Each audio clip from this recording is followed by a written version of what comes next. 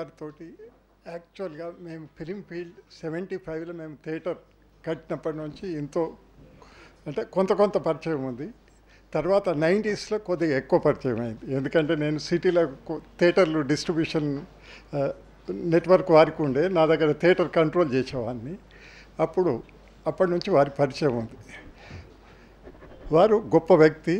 వారి 2 లక్షణాలు నాకు చాలా విపరీతంగా ఆకర్షించినవి. ఏంటంటే ఒకటి టైం పాటించడం, ఒకటి రెండవది నాకు ఎవరు శత్రువులు లేరు, ఎవరైనా సాయం చేద్దామనేది ఆయన గొప్ప హృదయం గల వ్యక్తి అనేది. అవి 2 నాకు నచ్చిన విషయాలు. వారి ఆత్మకు శాంతి కలగాలని కోరుతూ. ఆయన పోయే ముందు కరెక్ట్గా 4 రోజుల క్రితం నేను, బంగారు గారు, సూర్యనారాయణ గారు, శేఖర్ బాబు గారు వెళ్ళి ఆయన చూస్తాను. మమ్మల్ని అందరినీ ఆయన గుర్తుపెట్టాడు, పేరు పెట్టి పిలిచాడు. ఒక 2 నిమిషాల తర్వాత ఇంకేంటి సూర్యనారాయణ అని అన్నాడు. అనగానే నేను వెళ్ళి ఆయన పక్కన కూర్చొని చేపట్టుకున్నాను. కళ్ళం నీళ్లు కారుతుంటే ఆపుకోలేకపోయి లేచి వచ్చేసి. అది ఆయనతో మాకున్న అనుబంధం. దాదాపుగా 40 సంవత్సరాల నుంచి సారథి స్టూడియో దగ్గర నుంచి మాకు చాలా రకాలుగా ఆయనతో అనుబంధం ఉంది. ఎవరైనా సరే ఫిలిం నగర్ చూస్తానికి వస్తే ఆ రోడ్డు మీద రాగానే ఎంతోమంది విజిటర్స్ వస్తూ ఉంటారు ఫిలిం నగర్ చూస్తానికి. ఇది మాధవ్ ఇల్లు, ఈ వెంకటేష్ బాబు ఇల్లు, ఇది మాడా గారి ఇల్లు, ఇది సత్యనారాయణ గారి ఇల్లు, ఇది రామానాయుడు గారి ఇల్లు చూసుకుని వాళ్ళు సంతోషపడుతూ ఉంటారు. అది ఫిలిం నగర్ గ్లామర్. వాళ్ళ గ్లామరే పోయింది.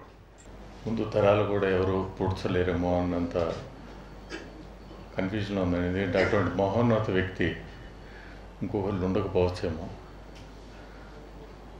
ఒక ప్రొడ్యూసర్గా, ఒక స్టూడియో అధినేతగా, వీటన్నిటికి మించి ఒక మహోన్నత వ్యక్తి. అసలు ఆయన మీద కాంట్రవర్సీ ఇంతవరకు 25 years నుంచి ఇండస్ట్రీలో ఉన్నాను సార్. ఎప్పుడు ఎవరు ఆయన మీద కాంట్రవర్సీగా ఒక్క మాట అసలు విన్నది లేదు. అటువంటి ఇది లేదు. ఎవరు వచ్చినా ఎంకరేజ్ చేసేవారు. సహాయం కోసం ఎవరు వెళ్ళినా కానీ సహాయం చేసే ఒక మహోన్నత వ్యక్తిత్వం ఉన్న మహానుభావుడు ఆయన. ఈరోజు ఇంత తొందరగా వస్తుందని మేము ఎప్పుడు ఊహించలేదు. మాకు గాడ్ ఫాదర్ లేరనే రోజు ఇలాగా అని మేము ఊహించలేదు. కానీ సార్ చెప్పినట్టు టైం చాలా ఉంది. మేము చెప్పుకోవాలంటే కార్మిక లోకం చాలా ఉంది. ఈ industry, Telugu film industry employees federation హైదరాబాదులో స్థిరపడిందంటే చాలామంది ఇండస్ట్రీ పెద్దలు ఉన్నారు. వాళ్ళ సహకారం, అందరి సహకారంతో, మా ఫిలిం నిర్మాతల సహకారంతోనే మా ఫిలిం ఇండస్ట్రీ ఎంప్లాయీస్ ఫెడరేషన్ ఒక స్టామినా అయ్యి ఒక పద్ధతిగా వేల మంది కార్మికులకి అండగా నిలబడింది. భారతదేశంలో ఏ ఫెడరేషన్ కూడా కార్మికులకు, నిర్మాతలకు కొంచెం తేడాలే ఉంటాయి. కానీ ఇక్కడ మాత్రం నిర్మాతలే ఫెడరేషన్. ప్రపంచంలో గర్వించడానికి కారణమైంది శ్రీ రామానాయుడు గారు. వారు నిర్మించడం చిత్రాలు ఒకటే కాకుండా ప్రపంచంలో డిసిప్లైన్ అనేది ఎస్పెషల్లీ సినిమా నిర్మాతలకి, సినిమాలో ఉన్న కార్మికులకు కానీ, నటీనటులకి అందరికీ ఎంత డిసిప్లైన్ ఉండాలనేది ప్రతిసారి వారు చెప్తూ ఉండేవారు. వారి సమయ పాలన అన్నిటికంటే ముఖ్యమైనది. 6 గంటలకి ఏదైనా ప్రోగ్రాం ఉందంటే 5:55 నిమిషాలకి ఆయన రావటం. ఏమిటయా ఇంకా ఎవరు టైం మెయింటైన్ చేయకపోతే ఎలా? ఈ కాలాన్ని మనం ఈరోజు దుర్వినియోగపరిస్తే ఫ్యూచర్లో మనం ఎన్ని రకాల దెబ్బలు తింటామో మీరు ఆలోచించండి అని ఏ క్షణమైనా సరే క్షణక్షణం గుర్తు చేస్తూ అహర్నిశలు సినిమాయే ఊపిరి, సినిమాయే జీవితం, సినిమాయే ఆయన రక్తంగా జీవించి మనకు ముందు తరాలందరికీ మార్గదర్శిగా ఉండి మనందరికీ ఒక హెచ్చరిక ఇస్తూ ఆయన అనంతలోకాల్లో కలిసిపోయిన ఎప్పుడూ అదే స్ఫూర్తిని మనం నిలపడమే ఆయనకి నిజంగా మనం ఇచ్చే నివాళి. ఈ రోజున మనం అందరం రామానాయుడు గారు మనతో లేరిక వారికి సంతాప సభ. రామానాయుడు గారికి మాకు చాలా సంవత్సరాలుగా కనెక్షన్ సినిమా మేకింగ్లో. ఎస్పెషల్లీ ఆయన హిందీ సినిమాలు మొదలెట్టిన తర్వాత నేను వారికి చాలా దగ్గరగా మూవ్ అవటం జరిగింది. It's a beautiful. ఆయన దగ్గర ఎంతో నేర్చుకోవాల్సినవి ఉన్నాయి. మా తండ్రి గారు కూడా చెప్తుండేవారు, he is a wonderful maker అని. రామానాయుడు నాయుడు గారు అనే మహోన్నత వ్యక్తి అంతకుముందు ఎవరు పుట్టుండలేదు, దీని తర్వాత కూడా ఎవరు పుట్టరు, రామానాయుడు గారు ఒకటే. అంత ఘనమైన చరిత్రను ఇంకొకళ్ళు ఎవరన్నా రికార్డ్ చేస్తారనేది అత్యాశ అవుతుంది. బహుశా ప్రపంచంలో ఇంతమందికి సంబంధ బాంధవ్యాలు ఉన్నటువంటి ఏకైక వ్యక్తి ఆయనేనేమో అనిపించింది. ఆయనకు వచ్చినటువంటి ఆయన నివాళులు అర్పించడానికి వచ్చినటువంటి జనాలు చూసిన తర్వాత.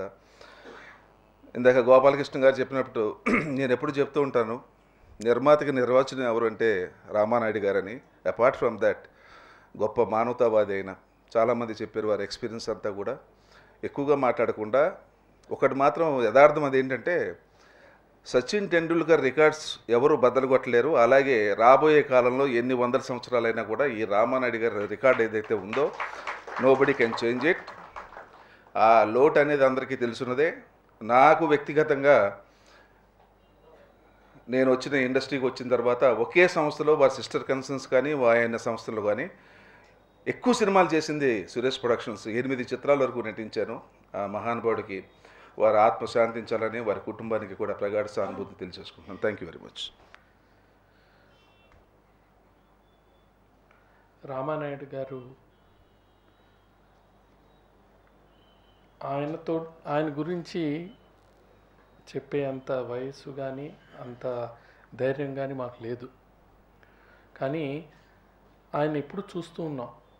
ముఖ్యంగా ఇక్కడ మేము సంతా సభలు పెట్టేటప్పుడు ముందుగా వచ్చి ఉండే వ్యక్తి రామానాయుడు గారే. ఆ టైంకి రావటం, ఇక్కడికి వచ్చి ఆయనకి మెసేజ్ వెళ్తే చాలు, మనం వెళ్ళాలి, ఇది మన ధర్మం, మన కర్తవ్యం, మనం అక్కడ అటెండ్ అవ్వాలి అని వచ్చి ఆ సభలో ఒక మంచి మాటలు మాట్లాడటం. దాన్ని చూసిన తర్వాతే మాకు అనిపించేది మనిషి అంటే ఇలానే ఉండాలి.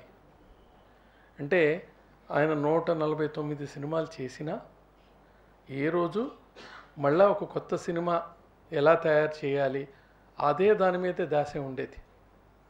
రీసెంట్గా కూడా ఒక 3 months బ్యాక్ కూడా ఆయన ఒక రైటరు ఒక కథ తీసుకెళ్తే ఆ కథని మొత్తం అంతా చదివి డీటీపీ చేయించి ఆ సినిమాకి షెడ్యూల్ వేసి ఈ సినిమాకి షూటింగ్కి వెళ్ళిపోదామని ప్లానింగ్ చేసి అంతా చేసిన తర్వాత ఆయనకి హెల్త్ బాగాలేదనే థాట్లో లేరు ఆయన. మనం ఇంకో సినిమా ఎందుకు చేయకూడదు అని సినిమా ప్లానింగ్ కూడా మొదలుపెట్టేశారు. మేము కూడా ఏంటి ఆయన సినిమా మొదలు పెట్టేస్తున్నారు అది ఇదని ఆ రైటర్ చెప్తుంటే మేము నమ్మలా. ఏంటి ఆయనకు ఒంట్లో బాగాలేదు కదా, లేదు మనకు బాగున్నా బాగాలేదు, మనం సినిమా కోసమే బతికాం, సినిమా కోసమే జీవించాలి, సినిమాలోనే మనం ఉండాలి అనే ఆ యొక్క గొప్ప మనస్తత్వం ఇంకెవరికి రాదండి. నేను రామానాయుడు గారి గురించి ఏం చెప్పడం నాకు అర్థం కావట్లేదు. ఫస్ట్ ఆయన నా దగ్గరకు వచ్చి ఆంధ్ర క్లబ్ మెడ్రాస్లో మా కొసరాజు రాఘవాచారి గారు నాకు చాలా కావాల్సిన వాడు. ఆయన నన్ను పిలిచి, రాఘవ మన రామానాయుడు పెళ్ళి ఉంది, మనం వెళ్దామా అన్నాడు. అదేంటిది రామానాయుడు నన్ను పిలవకుండా మీరు పిలుస్తున్నారు ఏంటండి? ఆయన పిలుస్తారు, ఆయన నువ్వు వస్తావంటే నేను నువ్వు ఇద్దరు కలిసి మెడ్రాస్ నుంచి బాపట్ల దగ్గర చీరాల వెళ్ళాము. మీ ఆవిడ నాతో వాకింగ్ వచ్చినప్పుడు డైలీ చెప్పేది, మీ మదర్లో నానమ్మ రావు గారు నాకు ఎప్పుడు కనపడేటప్పుడు నా పెళ్ళికి వచ్చి నాకు ఆశీర్వాదం చేసిన వాళ్ళు మీరు అనేది ఇప్పుడు కూడా మొన్న కూడా మాట్లాడుతూ ఉంటాం. ఒకటి ఇంకా చాలా చెప్పాలి, ఈయన పర్మిషన్ ఇయ్యరు. చాలాసార్లు చాలా రామానాయుడు వాళ్ళతో చాలా కనెక్షన్స్ ఉంది నాకు. నిజం చెప్పాలంటే నేను నాస్తికుడు, నేను ఎప్పుడు దేవుడిని నమ్మలేదు, ఎందుకంటే దేవుడికి ఒక రూపం లేదని.